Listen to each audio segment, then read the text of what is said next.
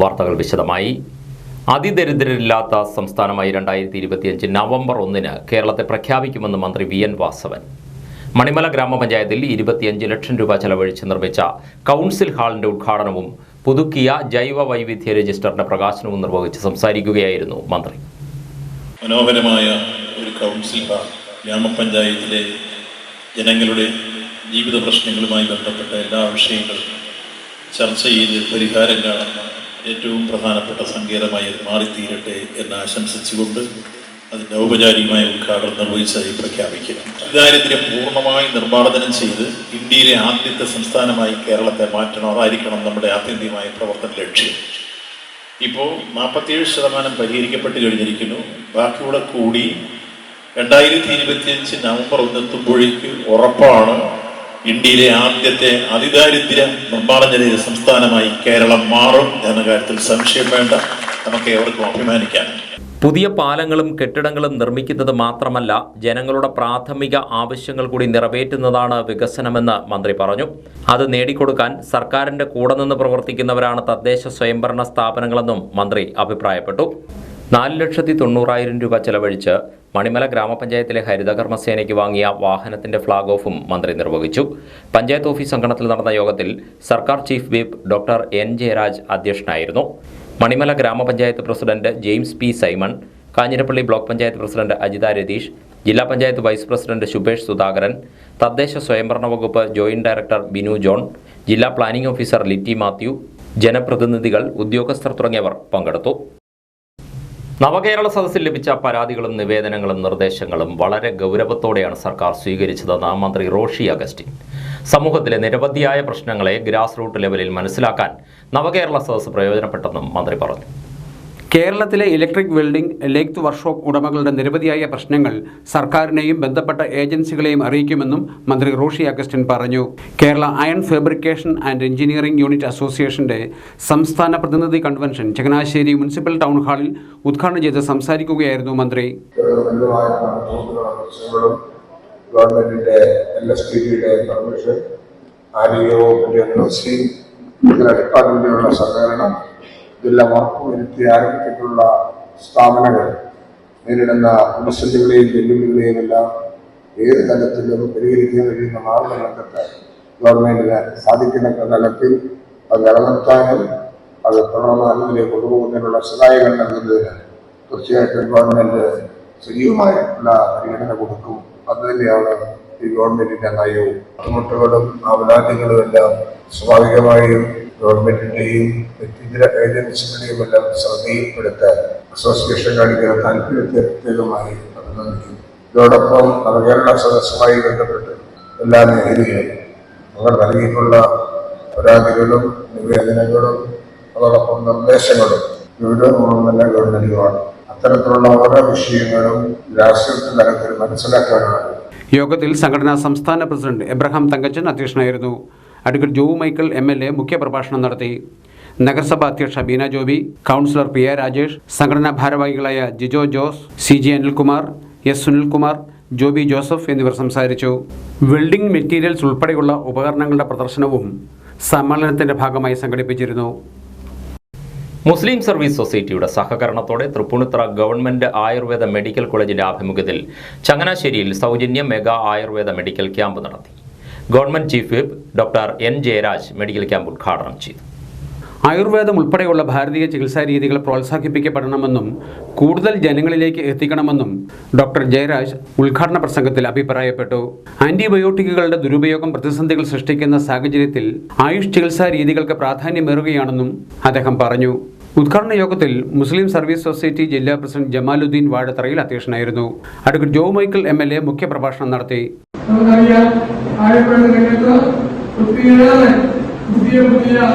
ചികിത്സാ രീതികൾ അവലംബിക്കുമ്പോൾ അത് പരിശീലനത്തിൽ പ്രയോജനമായി തീരുന്നു. അലോപ്പതിയേക്കാൾ ഒരു സൈഡ് എഫക്റ്റുമില്ല. Secretary N Habeeb, doctor Arshad Baqafi, KS Haleel തുടങ്ങിയവർ സംസാരിച്ചു. Doctor Jayan Damodaran, doctor Shahina Mol, doctor Nafeesathu Beebi, doctor Rajasree, doctor Simi Raveendran എന്നിവർ ക്യാമ്പിന് നേതൃത്വം നൽകി. ചങ്ങനാശ്ശേരി ഫലാഹിയ അറബിക് കോളേജിലായിരുന്നു കഴിഞ്ഞ ദിവസം ക്യാമ്പ് സംഘടിപ്പിച്ചത്. പുന്നപ്ര വടക്ക് പഞ്ചായത്ത് വികസന സെമിനാറും മത്സ്യത്തൊഴിലാളി കുടുംബങ്ങളിലെ വിദ്യാർത്ഥികൾക്കുള്ള പഠനോപകരണ വിതരണവും എച്ച് സലാം MLA ഉദ്ഘാടനം ചെയ്തു. 10 കുട്ടികൾക്ക് 60,000 രൂപയുടെ ഫർണിച്ചറുകളാണ് വിതരണം ചെയ്തത്. അവർക്ക് സ്വന്തമായ പദ്ധതി ആസൂത്രണം ചെയ്ത് അതിനെ പണം വകയിരുത്തി അത് കൃത്യമായി നാട്ടിൽ ഉയർന്നു ചെയ്യാൻ കഴിയുന്ന നിലയിലേക്ക് എത്തിക്കുന്നു. എന്നാൽ കാലനൂറ്റാണ്ട് കടന്ന പദ്ധതിയാണ്. അത്തരമൊരു പ്രാദേശിക ആസൂത്രണത്തിന്റെ സാധ്യതകളെ നമുക്ക് സ്വീകരിക്കാൻ കഴിയുന്നതോടുകൂടിയാണ് കേരളത്തിലെ വികസന മേഖലയിൽ സമഗ്രതയോടുകൂടി വലിയ മുന്നേറ്റം ഉണ്ടാക്കുവാൻ നമ്മുടെ കേരളത്തിന് കഴിയുന്നത്. അത് കേവലമായൊരു ഗവൺമെന്റ് നേരത്തായി ചെയ്യുന്ന പദ്ധതികളെക്കാളും ഒരുപക്ഷെ കൂടുതലായി നമുക്ക് കാണാൻ കഴിയും.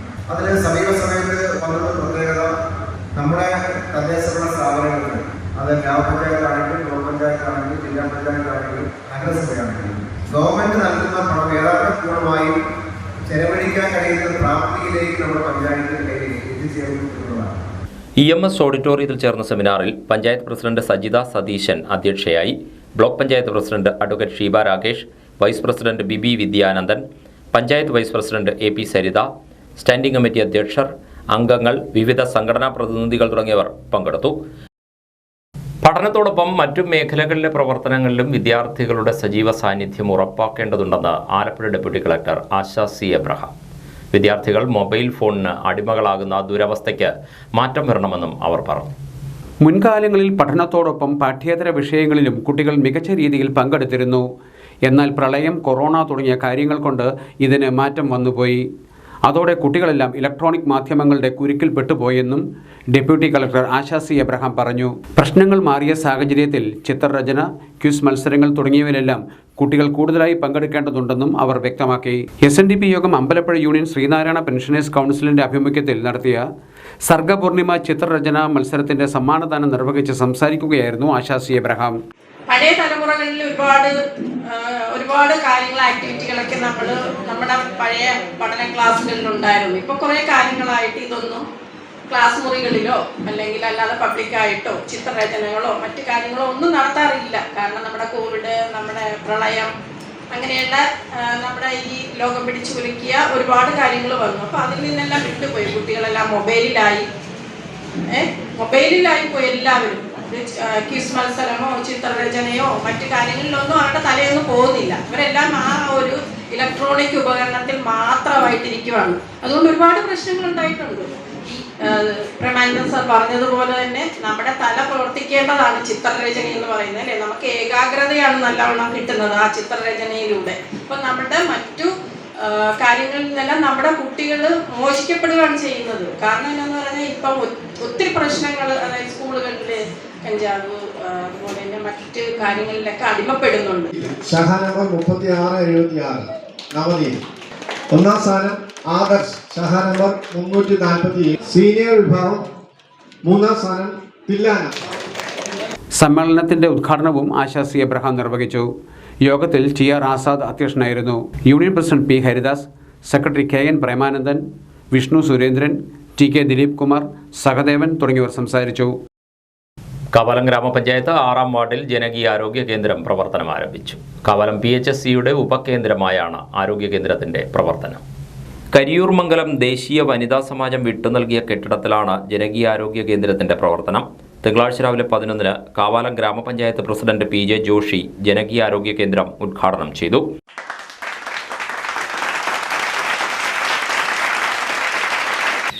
ആരോഗ്യമേഖല എങ്ങനെ കൂടുതൽ സമ്പുഷ്ടമാക്കുക എന്നുള്ള ചിന്തയുടെ അടിസ്ഥാനത്തിൽ കഴിഞ്ഞ കാലങ്ങളിൽ നിന്ന് വ്യത്യസ്തമായി നമ്മുടെ കേരളത്തിലെ താഴെത്തൊട്ട് മേലോട്ടുള്ള എല്ലാ ഹോസ്പിറ്റലുകളും വലിയ രൂപത്തിലുള്ള വികസനത്തിൻ്റെ പാതയിലേക്ക് കൊണ്ടുവരുന്ന ഒരു കാഴ്ചയാണ് ഇപ്പോൾ നമ്മൾ കണ്ടുകൊണ്ടിരിക്കുന്നത്. തീർച്ചയായിട്ടും ആരോഗ്യമുള്ള ഒരു ജനതയെ സൃഷ്ടിക്കുക എന്നുള്ള ഉദ്ദേശത്തോടു കൂടി അതിനുവേണ്ടിയുള്ള പ്രവർത്തനങ്ങൾ സംഘടിപ്പിക്കുമ്പോൾ തീർച്ചയായിട്ടും ഇത്തരം സബ് സെൻ്ററുകൾ വലിയ രൂപത്തിൽ കാവാലത്ത് ആകെ തന്നെ എല്ലാ വാർഡുകളിലും ഉയർന്നു വരേണ്ടതാണ്. നമുക്കറിയാം ജീവിതശൈലി രോഗങ്ങൾ, അത്രമല്ല മാരകമായ മറ്റ് ക്യാൻസർ അടക്കമുള്ള രോഗങ്ങൾ കുട്ടനാട്ടിൻ കാവാലത്തൊക്കെ വലിയ രൂപത്തിൽ വർദ്ധിച്ചു വരുന്ന ഒരു കാലഘട്ടത്തിൽ തീർച്ചയായിട്ടും ഇത്തരം സബ് സെൻ്ററുകൾ അത്തരം രോഗങ്ങൾ കണ്ടുപിടിച്ചുകൊണ്ട് അവരെ അതിൽ നിന്ന് മോചിതരാക്കുന്നതിന് വേണ്ടിയുള്ള പ്രവർത്തനം സംഘടിപ്പിക്കാൻ കഴിയേണ്ട ഒരു കാലഘട്ടം കൂടിയാണ്. അതുകൊണ്ട് തന്നെ ഇത്തരം സബ് സെൻ്ററുകൾ ഇനിയും ആവശ്യമായി വരുന്ന അത് പ്ലാൻ ഫണ്ടിൽ തന്നെ പെടുത്തിക്കൊണ്ട് ഈ പദ്ധതിയിൽ തന്നെ എല്ലാ വാർഡുകളിലും സബ് സെൻ്ററുകൾ ഉണ്ടാക്കണമെന്നാണ് ഗവൺമെൻറ് ഇപ്പോൾ നിഷ്കർഷിച്ചിട്ടുള്ളത്. അതിന് തീർച്ചയായിട്ടും പ്രാധാന്യം കൊടുത്തുകൊണ്ടുള്ള ഒരു പദ്ധതിയായിരിക്കും അടുത്ത 24-25 പദ്ധതിയിൽ ഉണ്ടാകാൻ വേണ്ടി പോകുന്നത്. ചടങ്ങിൽ പഞ്ചായത്ത് ആരോഗ്യ standing committee chairperson Ajitha Pratheesh അധ്യക്ഷയായി. Kavalam PHC medical officer SV Sangeetha മുഖ്യപ്രഭാഷണം നടത്തി.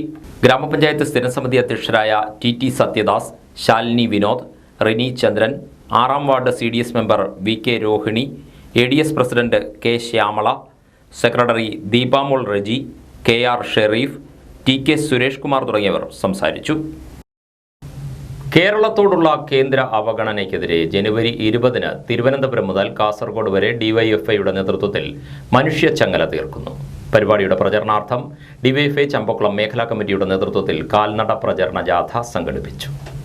ഇതാ ആവേശോജ്വലമായ സ്വീകരണങ്ങൾ ഏറ്റുവാങ്ങിക്കൊണ്ട് ഇതാ കടന്നു വരികയാണ്.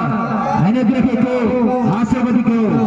കേന്ദ്ര സർക്കാരിന്റെ സാമ്പത്തിക ഉപരോധത്തിനെതിരെ കേരളത്തോട് പാലിക്കുന്ന നെറികെട്ട നടപടികൾക്കെതിരെ ആഞ്ഞടിച്ചുകൊണ്ട് DYFI സംഘടിപ്പിക്കുന്ന മനുഷ്യ ചങ്ങലയിൽ അണിചേരണമെന്ന് അഭ്യർത്ഥിച്ചു. റെയിൽവേ യാത്രാ ദുരിതത്തിനും കേന്ദ്രത്തിന്റെ നിയമന നിരോധനത്തിനും കേരളത്തോടുള്ള സാമ്പത്തിക ഉപരോധത്തിനുമെതിരെയാണ് മനുഷ്യച്ചങ്ങല സംഘടിപ്പിക്കുന്നത്. പരിപാടിയുടെ പ്രചരണാർത്ഥം DYFI ചമ്പക്കുളം മേഖലാ കമ്മിറ്റിയുടെ നേതൃത്വത്തിൽ ഞായറാഴ്ച വൈകിട്ട് ചമ്പക്കുളത്തു നിന്നും മങ്കൊമ്പിലേക്കായിരുന്നു കാൽനട പ്രചരണ ജാഥ. ചമ്പക്കുളത്ത് ജാഥയുടെ ഉദ്ഘാടനം DYFI block president P Pradeep Kumar നിർവഹിച്ചു. വൈകിട്ട് 5-ന് മങ്കൊമ്പിൽ ജാഥ സമാപിച്ചു. സമാപന സമ്മേളനം CPIM Champakkulam local committee secretary KG Arunkumar ഉദ്ഘാടനം ചെയ്തു. നമ്മുടെ നാട് ഒരു തെരഞ്ഞെടുപ്പിലേക്ക് അഭിമുഖീകരിക്കാൻ പോവുകയാണ്. 2024-ൽ നമ്മുടെ ഇന്ത്യ രാജ്യം പാർലമെൻറ്റ് തെരഞ്ഞെടുപ്പിലേക്ക് എടുക്കുകയാണ്. ഈ പാർലമെൻറ്റ് തെരഞ്ഞെടുപ്പിലേക്ക് എടുക്കുമ്പോഴാണ് നമ്മുടെ നാട് എന്തൊക്കെ പ്രതിസന്ധികളാണ് നേരിടുന്നത്, എന്തൊക്കെ പ്രശ്നങ്ങളാണ് അഭിമുഖീകരിക്കുന്നത് എന്നുള്ളത് യുവജനങ്ങൾ ഈ നാട്ടിലെ ജനങ്ങളോട് സംവദിക്കാൻ വേണ്ടിയാണ് മനുഷ്യച്ചങ്ങല തീർക്കുന്നത്. അത് ഏറ്റവും പ്രധാനപ്പെട്ട മുദ്രാവാക്യം 1 ഇവിടെ അഖിൽ സൂചിപ്പിച്ചതുപോലെ റെയിൽവേ മേഖലയുമായി ബന്ധപ്പെട്ടാണ്. നമ്മുടെ നാട്ടിൽ ഏറ്റവും കൂടുതൽ ആളുകൾക്ക് തൊഴിൽ കൊടുക്കാൻ കഴിയുന്ന ഒരു സ്ഥാപനം ഇന്ത്യൻ റെയിൽവേ ആണ്. രാജ്യത്ത് ഏറ്റവും കൂടുതൽ ആളുകൾ തൊഴിൽ ചെയ്യുന്ന ഒരു പൊതുമേഖലാ സ്ഥാപനം ഇന്ത്യൻ റെയിൽവേ ആണ്. എന്നാൽ നരേന്ദ്രമോദി ഗവൺമെൻറ് അധികാരത്തിൽ വന്ന് ഇപ്പോൾ 10 വർഷം തികയാൻ പോകുന്ന ഈ സാഹചര്യത്തിൽ ഇന്ത്യൻ റെയിൽവേയിൽ ഒരാളെ പോലും പുതിയതായി തൊഴിൽ കൊടുക്കുന്നില്ല എന്നുള്ളതാണ് ഏറ്റവും പ്രധാനപ്പെട്ട പ്രശ്നം. സമാപന സമ്മേളനത്തിൽ DYFI മേഖലാ പ്രസിഡന്റ് അഖിൽ ഷാജി അധ്യക്ഷനായി. ജാഥാ ക്യാപ്റ്റനും മേഖലാ സെക്രട്ടറിയുമായ Joby Joseph, Aishwarya Lakshmi, P Sajimon, T Manu തുടങ്ങിയവർ സംസാരിച്ചു. മുൻമന്ത്രിയും CPIM നേതാവുമായ G സുധാകരൻ കായംകുളത്ത് മത്സരിച്ചപ്പോൾ PDP സ്ഥാനാർത്ഥിയായിരുന്ന താൻ അദ്ദേഹത്തെ കാലുവാരിയെന്ന ആരോപണം അടിസ്ഥാനരഹിതമാണെന്ന് PDP vice chairman advocate Muttam Nasar. G സുധാകരനൊപ്പം താൻ മത്സരിച്ചിട്ടില്ലെന്നും അദ്ദേഹം വ്യക്തമാക്കി. G സുധാകരൻ 2 പ്രാവശ്യം കായംകുളം അസംബ്ലി സീറ്റിൽ മത്സരിച്ചിരുന്നപ്പോഴും താൻ അവിടെ സ്ഥാനാർത്ഥിയായിരുന്നില്ലെന്ന് അഡ്വക്കേറ്റ് മുട്ടം നാസർ ആലപ്പുഴയിൽ വാർത്താ സമ്മേളനത്തിൽ വ്യക്തമാക്കി.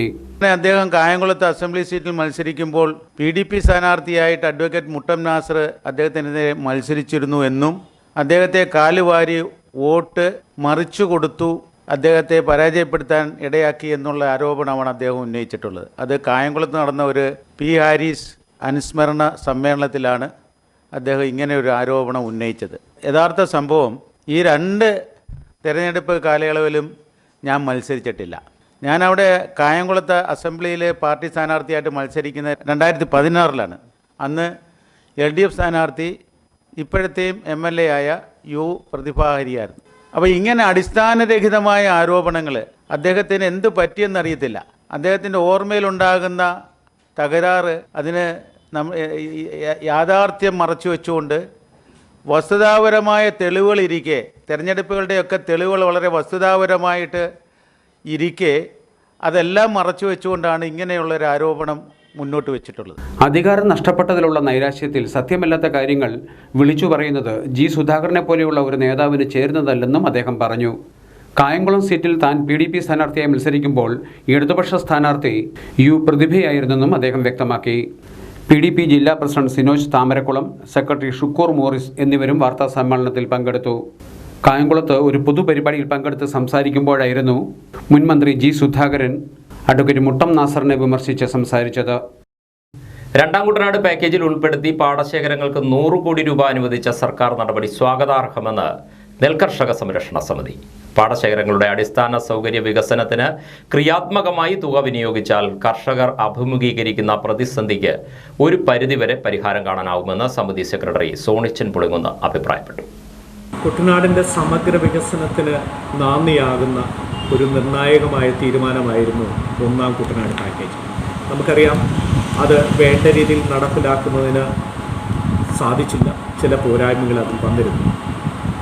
എന്നാൽ LDF ഗവൺമെൻറ് പ്രഖ്യാപിച്ച രണ്ടാം കുട്ടനാട് പാക്കേജ് വിശാല കുട്ടനാട്ടിലെ ജനങ്ങൾ വളരെ പ്രതീക്ഷയോടുകൂടിയാണ് അതിനെ നോക്കിയിട്ടുണ്ടാകും. അതിൻ്റെ നടത്തിപ്പിൽ മെല്ലെപ്പോക്ക് ദൃശ്യമായിരുന്നുവെങ്കിലും കർഷക സംഘടനകളുടെയും നെൽകർഷക സംരക്ഷണ സമിതിയുടെയും നിരന്തരമായ അഭ്യർത്ഥനയും മറ്റും മാനിച്ചുകൊണ്ട് സംസ്ഥാന ഗവൺമെൻറ് ഈ അടുത്ത് പ്രഖ്യാപിച്ച 100 കോടി രൂപ തീർച്ചയായിട്ടും അത് അപര്യാപ്തമാണ്. എന്നിരുന്നാലും പാടശേഖരങ്ങളുടെയും മറ്റും അടിസ്ഥാന സൗകര്യ വികസനത്തിന് ക്രിയാത്മകമായിട്ടുള്ള രീതിയിൽ അത് വിനിയോഗം ചെയ്താൽ കർഷകർ അഭിമുഖീകരിച്ചുകൊണ്ടിരിക്കുന്ന പ്രതിസന്ധികൾക്ക് ഒരു പരിധിവരെ നമുക്ക് പരിഹാരം കണ്ടെത്താനായിട്ടാവും. പ്രാഥമികമായി പാടശേഖരങ്ങളുടെ പുറംബണ്ടുകളും അകംബണ്ടുകളും ബലപ്പെടുത്തണമെന്ന് സോണിച്ചൻ പുളിങ്ങോന്ന് പറഞ്ഞു. മോട്ടോർ തറകൾക്ക് സ്ഥിരം വൈദ്യുതി കണക്ഷൻ ലഭ്യമാക്കണം.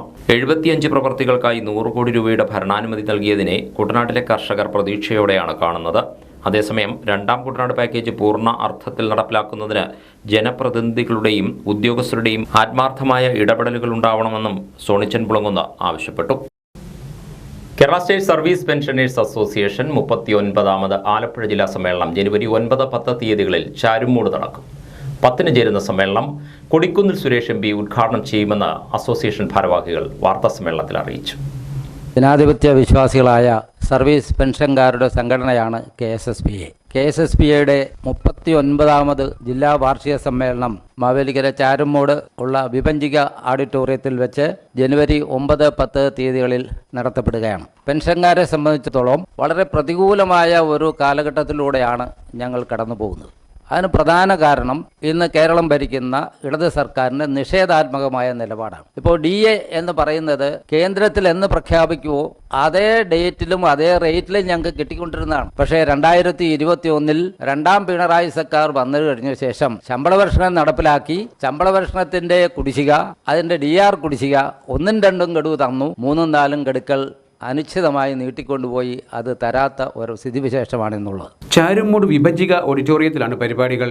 ചൊവ്വാഴ്ച രാവിലെ 10-ന് അസോസിയേഷൻ ജില്ലാ പ്രസിഡന്റ് B. ഹരിഹരൻ നായരുടെ അധ്യക്ഷതയിൽ കൂടുന്ന ജില്ലാ കൗൺസിൽ യോഗത്തിൽ സെക്രട്ടറി A. സലീം വാർഷിക റിപ്പോർട്ടും ട്രഷറർ G. പ്രകാശൻ വരവ് ചെലവ് കണക്കും അവതരിപ്പിക്കും.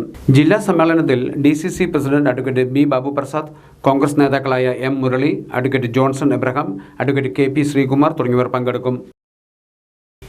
Lions club of Edathua town ഭാരവാഹികളുടെ സ്ഥാനാരോഹണ ചടങ്ങ് എടത്വ കഫേ 8 ഹോട്ടലിൽ നടന്നു. വിശപ്പ് രഹിത എടത്വ എന്ന ആദ്യ പദ്ധതിയുമായാണ് ക്ലബ്ബ് പ്രവർത്തനം ആരംഭിച്ചത്. എടത്വ കഫേ 8 ഹോട്ടലിൽ നടന്ന ഭാരവാഹികളുടെ സ്ഥാനാരോഹണ ചടങ്ങ് district governor doctor Bino I Koshy ഉദ്ഘാടനം ചെയ്തു. Lions club of Thalavady president Thomas Kalangara അധ്യക്ഷത വഹിച്ചു. First vice district governor MJF Venkatachalam സത്യപ്രതിജ്ഞാ ചടങ്ങിന് നേതൃത്വം നൽകി. GET coordinator MG Venugopal, region chairman Saramma Beban, zone chairman advocate Shibu Manala, lions club Thalavady secretary Jayakumar, treasurer Santhosh Kumar തുടങ്ങിയവർ സംസാരിച്ചു. Bilby Mathew Kandathil, doctor Johnson V. ഇടിക്കുള, ജോർജ് കുട്ടി തോമസ്, ബിനോയ് കളത്തൂർ എന്നിവരടങ്ങിയ 12-അംഗ എക്സിക്യൂട്ടീവ് കമ്മിറ്റിയും 20 അംഗങ്ങളും ഉൾപ്പെടുന്നതാണ് lions club of Edathua town. Lion കുടുംബാംഗം എന്ന നിലയിൽ 25 വർഷം പിന്നിട്ട district governor doctor Bino I കോശിയെ ചടങ്ങിൽ ആദരിച്ചു. ദേശീയ കർഷക തൊഴിലാളി ഫെഡറേഷൻ സംസ്ഥാന ജനറൽ സെക്രട്ടറിയായി VT ജോസഫ് തെരഞ്ഞെടുക്കപ്പെട്ടു. കോൺഗ്രസ് പുളിങ്ങുന്ന് മണ്ഡലം പ്രസിഡന്റായി പ്രവർത്തിച്ചിട്ടുള്ള നേതാവാണ് VT ജോസഫ്. DKTF-ന്റെ സംസ്ഥാന നിർവാഹക സമിതി അംഗമായി പ്രവർത്തിച്ചു വരികയായിരുന്നു VT ജോസഫ്. 2005-2010 കാലഘട്ടത്തിൽ പുളിങ്ങുന്ന് പഞ്ചായത്ത് മെമ്പറായും ഇദ്ദേഹം സേവനം അനുഷ്ഠിച്ചിട്ടുണ്ട്. Pulinkunnu panchayat 9-ാം ward നിവാസിയാണ് VT Joseph. ഭക്തിയുടെ നിറവിൽ വേഴപ്ര മേജർ കൊട്ടാരത്തിൽ ശ്രീ ഭഗവതി ക്ഷേത്രത്തിൽ മണ്ഡല മഹോത്സവവും ആഴിപൂജയും നടന്നു.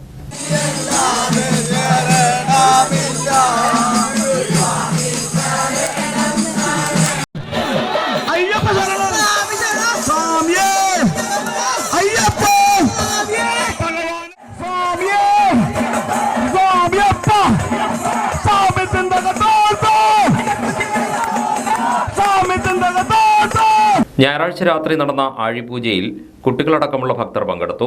ശരണം വിളികളാൽ മുഖരിതമായ അന്തരീക്ഷത്തിലായിരുന്നു പൂജാകർമ്മങ്ങൾ.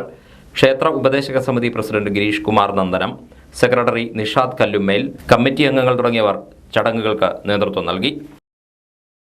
ആലപ്പുഴ, കോട്ടയം, പത്തനംതിട്ട ജില്ലകളിലെ വാർത്തകൾക്കും ലൈവ് പ്രോഗ്രാമുകൾക്കുമായി മാന്യ പ്രേക്ഷകർ കുട്ടനാട് കേബിൾ വിഷൻ എന്ന ഞങ്ങളുടെ യൂട്യൂബ് ചാനൽ സബ്സ്ക്രൈബ് ചെയ്യുക.